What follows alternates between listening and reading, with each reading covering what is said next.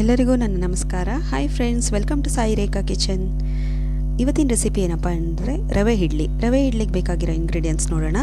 ಅದಕ್ಕೂ ಮುಂಚೆ ಯಾರೆಲ್ಲ ಸಬ್ಸ್ಕ್ರೈಬ್ ಆಗಿದ್ರು ಅವ್ರಿಗೆಲ್ಲ thank you so much, and also thank you for all my WhatsApp friends. ಇದಕ್ಕೆ ಬೇಕಾಗಿರೋ ಇಂಗ್ರೀಡಿಯೆಂಟ್ಸು ನಾನು ಈ ಗ್ಲಾಸಲ್ಲಿ ಒಂದು 2 ಗ್ಲಾಸಷ್ಟು ಮೀಡಿಯಮ್ ರವೆ ತೊಗೊಂಡಿದ್ದೀನಿ ಫ್ರೆಂಡ್ಸ್, ರವೆ ಇಡ್ಲಿಗೆ. ಮತ್ತು ಇದು ಒಗ್ಗರಣೆಗೆ ಏನಂದರೆ ಹಸಿಮೆಣಸಿನ್ಕಾಯಿ ಮತ್ತು ಕರ್ಬೇವಿನ ಸೊಪ್ಪು, ಸ್ವಲ್ಪ ಶುಂಠಿ, ಆಮೇಲೆ ಇದು ಗೋಡಂಬಿ ಹಾಕಬೇಕು, ಕಡಲೆಬೇಳೆ ಒಂದು 3 ಸ್ಪೂನಷ್ಟು ತೊಗೊಂಡಿದ್ದೀನಿ. ಮತ್ತು ಲಾಸ್ಟಲ್ಲಿ ಹಾಕೋಕ್ಕೆ ಕೊತ್ತಂಬರಿ ಸೊಪ್ಪು. ಇದು ಕಲಸೋಕ್ಕೆ ಏನು ಅಂದರೆ ಮೊಸರು ತೊಗೊಬೇಕು. ನಾನು 1 ಗ್ಲಾಸ್ ರವೆಗೆ 1.5 ಗ್ಲಾಸಷ್ಟು ಮೊಸರು ಹಾಕಬೇಕು. ಇದು ನಮ್ಮ ಮಿಕ್ಸಿನಲ್ಲಿ ಆನ್ ಆ್ಯಂಡ್ ಆಫ್ ಮಾಡ್ಕೊಳ್ಳಿ, ಗಟ್ಟಿ ಮೊಸರು ಹಾಕೋಂಗಿಲ್ಲ. ಮತ್ತು ರುಚಿಗೆ ತಕ್ಕಷ್ಟು ಉಪ್ಪು. ಇದು ಮಾಡೋ ವಿಧಾನ ನೋಡೋಣ. ಫಸ್ಟಿಗೆ ಫ್ರೆಂಡ್ಸ್, ಈ ಮೀಡಿಯಮ್ ರವೆ ತೊಗೊಂಡಿದ್ದೀನಿ. ಇದನ್ನು ಡ್ರೈ ರೋಸ್ಟ್ ಮಾಡ್ಕೊಂಬಿಡೋಣ, ಲೈಟಾಗಿ ರೋಸ್ಟ್ ಮಾಡ್ಕೊಬೇಕು. ಸ್ವಲ್ಪ ಲೈಟ್ ಕಲರ್ ಚೇಂಜ್ ಆದರೆ ಸಾಕು, ಡ್ರೈ ರೋಸ್ಟ್ ಮಾಡ್ಕೊಂಬಿಡೋಣ ಇದನ್ನು ಫಸ್ಟ್.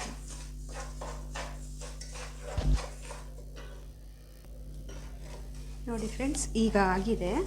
ಲೈಟ್ ಕಲರ್ ನೋಡಿ, ಸ್ವಲ್ಪ ಚೇಂಜ್ ಆದರೆ ಸಾಕು. ಇದು ಡ್ರೈ ರೋಸ್ಟ್ ಮಾಡಿದ್ದೀನಿ ನೋಡಿ, ಇಷ್ಟು ಸಾಕು. ಸ್ಟವ್ ಆಫ್ ಮಾಡ್ಕೊಂಬಿಡೋಣ. ನೋಡಿ ಫ್ರೆಂಡ್ಸ್, ಈಗ ಒಗ್ಗರಣೆಗೆ ಎಣ್ಣೆ ಹಾಕ್ಕೊಳ್ತಾ ಇದ್ದೀನಿ.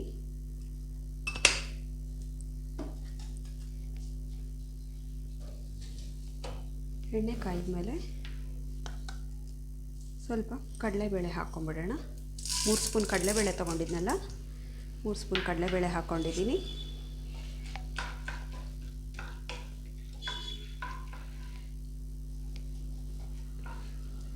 ಕಡಲೆಬೇಳೆ ಹಾಕ್ಕೊಂಡ್ಮೇಲೆ ಸ್ವಲ್ಪ ಹಸಿಮೆಣಸಿನ್ಕಾಯಿ ತೊಗೊಂಡನಲ್ಲ, ಹಸಿಮೆಣಸಿನ್ಕಾಯಿ ಮತ್ತು ಕರಿಬೇವಿನ ಸೊಪ್ಪು ಸ್ವಲ್ಪ.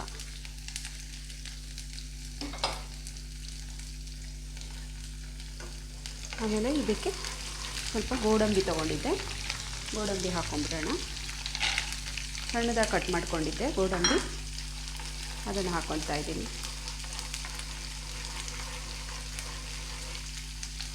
ಸ್ವಲ್ಪ ಲೈಟ್ ಬ್ರೌನ್ ಕಲರ್ ಬರೋ ತನಕ ಫ್ರೈ ಮಾಡ್ಕೊಂಬಿಡೋಣ. ಆಮೇಲೆ ಫ್ರೆಂಡ್ಸ್, ಇದಕ್ಕೆ ನೀವು ಬೇಕಾದರೆ ಇದು ಶಾವಿಗೆ ಇರುತ್ತಲ್ಲ, ಒಂದು ಮುಷ್ಟಿಯಷ್ಟು ಶಾವಿಗೆ ಮಿಕ್ಸ್ ಮಾಡ್ಕೊಬೋದು. ಸ್ವಲ್ಪ ಗರಂ ಅಂತ ತಿನ್ನೊತ್ತಿಗೆ ಸ್ವಲ್ಪ ಬಾಯಿಗೆ ಸಿಗ್ತಾ ಇರುತ್ತಲ್ಲ ರವೆ ಇಡ್ಲಿ ಹೋಟೆಲಲ್ಲೆಲ್ಲ, ಆ ಥರ ಬೇಕು ಅಂದರೆ ಶಾವಿಗೆ ಸ್ವಲ್ಪ ಮಿಕ್ಸ್ ಮಾಡ್ಕೊಂಬಿಡಿ.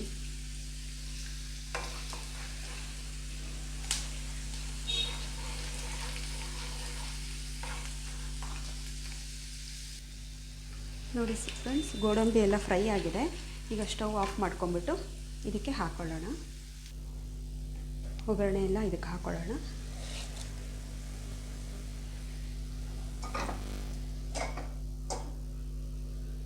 ಒಗ್ಗರಣೆ ಹಾಕ್ಕೊಂಡ್ಮೇಲೆ ಇದಕ್ಕೆ ಶುಂಠಿ ತುರಿದಿಟ್ಕೊಂಡಿದ್ದೆ, ಸ್ವಲ್ಪ ಶುಂಠಿ ಮಿಕ್ಸ್ ಮಾಡ್ಕೊತಾ ಇದ್ದೀನಿ. ಆಮೇಲೆ ಕೊತ್ತಂಬರಿ ಸೊಪ್ಪು ಲಾಸ್ಟಲ್ಲಿ ಹಾಕ್ತೀನಿ. ಕೊತ್ತಂಬರಿ ಸೊಪ್ಪು, ಆಮೇಲೆ ಒಂದು 1/4 ಸ್ಪೂನಷ್ಟು ಸೋಡಾ ಪುಡಿ ಹಾಕ್ತಾಯಿದ್ದೀನಿ.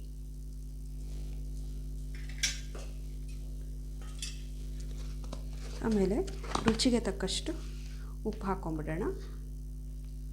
ನೋಡಿ, ಇಷ್ಟು ಉಪ್ಪು ಹಾಕ್ತಾಯಿದ್ದೀನಿ.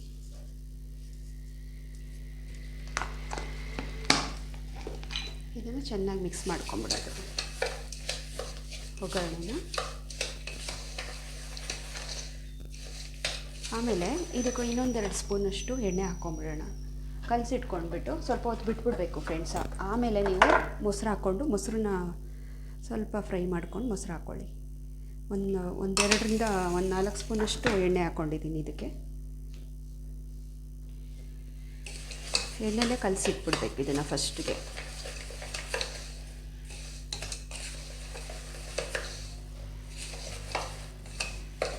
ನೀವು ಮಾಡೋತ್ತಿಗೆ ಮೊಸರು ಹಾಕ್ಕೊಳೋದು. ನೀವು 1 ಗ್ಲಾಸ್ಗೆ 1.5 ಗ್ಲಾಸಷ್ಟು ಮೊಸರು ತೊಗೊಂಡಿರ್ತೀರಲ್ಲ, ಫಸ್ಟು ಅರ್ಧದಷ್ಟು ಮೊಸರು ಹಾಕ್ಕೊಂಡು ಕಲಸಿಡಿ. ಆಮೇಲೆ ಒಂದು 5 ಮಿನಿಟ್ಸ್ ಬಿಟ್ಟು ಮತ್ತು ಇನ್ನೊಂದು ಅರ್ಧದಷ್ಟು ಮೊಸರು ಹಾಕಿ ಕಲಸಿ. 5 ಮಿನಿಟ್ಸ್ ಆದಮೇಲೆ ನೀವು ಇಡ್ಲಿ ಬೇಯಿಸ್ಕೊಬೋದು.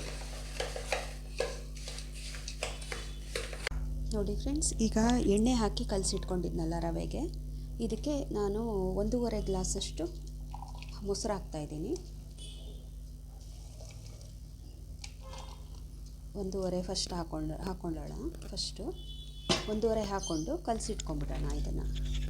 ಮೊಸರನ್ನ ಕಡ್ದಿಟ್ಕೊಂಡಿದ್ದೀನಿ ಫ್ರೆಂಡ್ಸ್, ಗಟ್ಟಿದು ಹಾಕ್ತಾಯಿಲ್ಲ ನಾನು, ಕಡ್ಕೊಂಡ್ಬಿಟ್ಟಿದ್ದೀನಿ, ಕಡ್ದು ಇಟ್ಟಿದ್ದೀನಿ ನೋಡಿ. ಈ ಥರ ಮಿಕ್ಸ್ ಮಾಡಿಬಿಟ್ಟು ಒಂದು 5 ಮಿನಿಟ್ಸ್ ಬಿಟ್ಬಿಡಿ. ಅದು ಫುಲ್ಲು ಗಟ್ಟಿ ಆಗಿಬಿಟ್ಟಿರುತ್ತೆ, ಹೀರ್ಕೊಂಬಿಟ್ಟಿರುತ್ತೆ.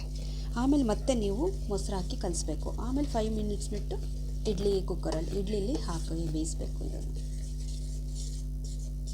ನಾನು 2 ಗ್ಲಾಸ್ ರವೆ ತೊಗೊಂಡಿರೋದ್ರಿಂದ 3 ಗ್ಲಾಸಷ್ಟು ತೊಗೊತೀನಿ ಮೊಸರನ್ನ ನೋಡಿ. ಈ ಥರ ಕಲಸಿಟ್ಟಿದ್ದೀನಿ. ಇದೊಂದು 5 ಮಿನಿಟ್ಸ್ ಬಿಟ್ಬಿಡೋಣ ಹೀಗೆ. ಈಗ 5 ಮಿನಿಟ್ಸ್ ಆಗಿದೆ ನೋಡಿ ಎಷ್ಟು ಗಟ್ಟಿಯಾಗಿದೆ ಅಂತ. ಇವಾಗ ಮತ್ತೆ ಇನ್ನೂ 1.5 ಗ್ಲಾಸಷ್ಟು ಹಾಕೋಣ ನೋಡಿ. 1 ಗ್ಲಾಸ್ ಹಾಕಿದ್ದೀನಿ, ಮತ್ತು ಇನ್ನೊಂದು ಅರ್ಧ ಗ್ಲಾಸಷ್ಟು ಹಾಕೋಣ. ಹಾಕಿ ಕಲಸಿಟ್ಬಿಟ್ಟು ಮತ್ತೆ ಒಂದು 5 ಮಿನಿಟ್ಸ್ ಬಿಟ್ಬಿಟ್ಟು ಇಡ್ಲಿ ಸ್ಟ್ಯಾಂಡಲ್ಲಿ ಹಾಕೋಣ ಇದನ್ನು ಫ್ರೆಂಡ್ಸ್. ಈಗ 5 ಮಿನಿಟ್ಸ್ ಆಗಿದೆ. ಇದು ಇಡ್ಲಿ ಸ್ಟ್ಯಾಂಡ್ ಇಟ್ಕೊಂಡಿದ್ದೀನಿ, ಎಣ್ಣೆ ಎಲ್ಲ ಹಚ್ಚಿ ಇಟ್ಕೊಂಡಿದ್ದೀನಿ. ಈಗ ಹಾಕೊಂಡ್ಬಿಡೋಣ ಒಂದೊಂದಕ್ಕೆ.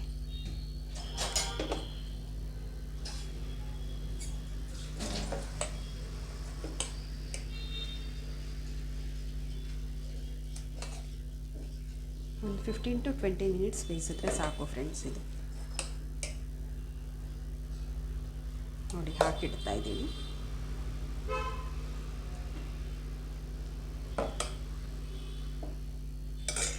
ಇನ್ನೊಂದು ಸ್ಟ್ಯಾಂಡ್ಗೂ ಹಾಕೊಂಡ್ಬಿಡೋಣ.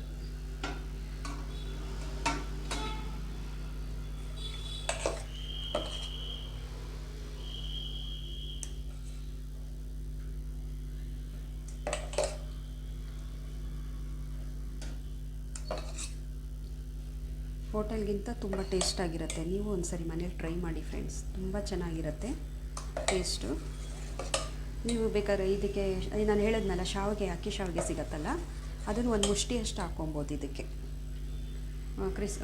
ಅಗಿತಾ ಇದ್ರೆ ಕ್ರಿಸ್ಪಿಯಾಗಿ ಸಿಗ್ತಾ ಇರುತ್ತೆ ಅದು ಒಂಥರ. 15 ಮಿನಿಟ್ಸ್ ಹೀಗೆ ಕ್ಲೋಸ್ ಮಾಡಿ ಬೇಯಿಸ್ಕೊಡೋಣ ಅದನ್ನು. ನೋಡಿದ್ರಲ್ಲ ಫ್ರೆಂಡ್ಸ್, ಹೋಟ್ಲಿಗಿಂತ ಟೇಸ್ಟಾಗಿ ಮನೇಲೇ ಹೇಗೆ ರವೆ ಇಡ್ಲಿ ಮಾಡ್ಕೊಬೋದು ಅಂತ. ನೀವೊಂದು ಸರಿ ಮನೇಲಿ ಟ್ರೈ ಮಾಡಿ, ಈಸಿಯಾಗಿ ಮಾಡ್ಕೊಬೋದು. ಈ ರೆಸಿಪಿ ಇಷ್ಟ ಆದರೆ ಲೈಕ್ ಮಾಡಿ, ಶೇರ್ ಮಾಡಿ. Thank you for watching.